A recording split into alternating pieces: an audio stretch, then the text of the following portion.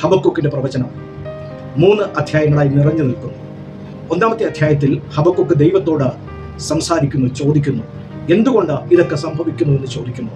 2-ാമത്തെ അധ്യായത്തിൽ വരുമ്പോൾ ദൈവമായ കർത്താവ് ഹബക്കൂക്കിനോട് ഉത്തരം പറയുന്നു.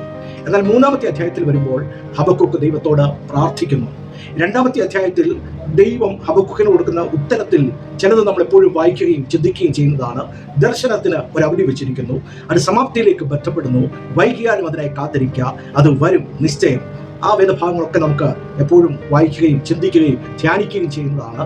എന്നാൽ അവസാനത്തെ അധ്യായത്തിൽ ഹബക്കൂക്കിന്റെ പ്രാർത്ഥന ആരംഭിക്കുന്നത് വിപ്ലവരാഗത്തിലാണ്. വളരെ മനസ്സ് പതറിക്കൊണ്ട് ദൈവത്തിന്റെ ആലോചനയുടെ മുൻപിൽ വിറയ്ക്കുന്ന രീതിയിൽ ഹബക്കൂക്ക് മാറിക്കൊണ്ട് തന്റെ പ്രാർത്ഥന ആരംഭിക്കുന്നു. അവിടെ ഇപ്രകാരം എഴുതിയിരിക്കുന്നു, വിപ്ലവരാഗത്തിൽ ഹബക്കൂക്ക് പ്രവാചകന്റെ ഒരു പ്രാർത്ഥനാ ഗീതം. താൻ ആ പ്രാർത്ഥനാ ഗീതം ആരംഭിക്കുന്നത് വളരെ ഭ്രമത്തോടു കൂടെയായിരുന്നു. എന്നാൽ ആ പ്രാർത്ഥന അവസാനിക്കുന്നത് ഇപ്രകാരമാണ്: എങ്കിലും ഞാൻ യഹോവയിൽ ആനന്ദിക്കും, എന്റെ രക്ഷയുടെ ദൈവത്തിൽ ഘോഷിച്ചുല്ലസിക്കും. യഹോവയെ കർത്താവ് എന്റെ ബലം, അവൻ എന്റെ കാൽ പേടമാൻ കാൽ പോലെയാക്കുന്നു, ഉന്നതകളിൽ എന്നെ നടക്കുമാറാക്കുന്നു. സംഗീത പ്രമാണിക്ക് തന്ത്രിനാദത്തോടെ എന്ന് അവസാനിപ്പിക്കുന്നു. സ്തോത്രം. സ്ട്രിങ്സ് അല്ലെങ്കിൽ തന്ത്രിനാദത്തോടെ സങ്കീർത്തന പ്രമാണിക്കെന്ന് പറഞ്ഞ് തൻ്റെ ആ പ്രാർത്ഥന അവിടെ അവസാനിക്കുകയാണ്. തുടങ്ങുന്നത് വളരെ ഹൃദയഭേദകമായിട്ടാണെങ്കിലും തകർച്ചയോടെയാണെങ്കിലും ആ പ്രാർത്ഥനയുടെ ഒടുവിലായിട്ട് പറയുന്നു, എങ്കിലും ഞാൻ യഹോവയിൽ ആനന്ദിക്കും. Price the Lord.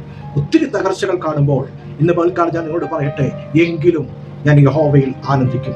ഒരുപാട് പതറിപ്പോകുന്ന സാഹചര്യങ്ങൾ, ഒത്തിരി തകർന്നു പോകാവുന്ന സാഹചര്യങ്ങൾ നമ്മുടെ ജീവിതത്തിലും ശുശ്രൂഷയിലും വിശ്വാസത്തിലും ഒക്കെ അടിക്കടി നേരിടുമ്പോൾ ഒരു കാര്യം വ്യക്തമാണ്: തകർച്ചയോടെ നമ്മൾ പ്രാർത്ഥന ആരംഭിച്ചാലും അതിൻ്റെ അവസാനം നമുക്ക് പറയാൻ കഴിയും, എങ്കിലും ഞാൻ യഹോവയിൽ ആനന്ദിക്കും. അവൻ്റെ കാലുകളെ പേടമാൻ പോലെ കാലുകൾക്ക് തുല്യമാക്കി ഉന്നത ഗിരികളിൽ എന്നെ നിർക്കുമാറാക്കും. Praise the lord. സ്വർഗ്ഗത്തിലെ ദൈവം നിങ്ങളെ അനുഗ്രഹിക്കട്ടെ.